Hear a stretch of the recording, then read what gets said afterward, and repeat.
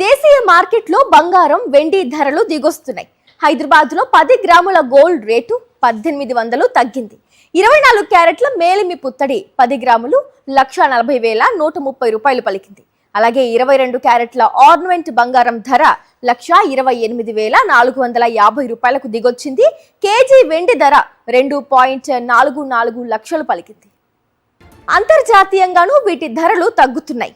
Gold ounce ధర 3,973.26 డాలర్లుగా ఉంది. క్రితం రోజు దీని ధర $4,100 వరకు ఉండగా ఒక్క రోజులోనే భారీగా దిగొచ్చింది.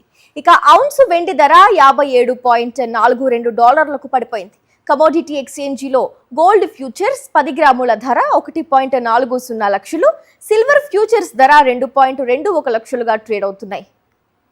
పశ్చిమాసియాలో ఉద్రిక్తతలు చల్లారడంతో పాటు ఈ ఏడాది చివరి నాటికి వడ్డీ రేట్లను పెంచే అవకాశం ఉందని ఫెడ్ సంకేతాలిచ్చింది.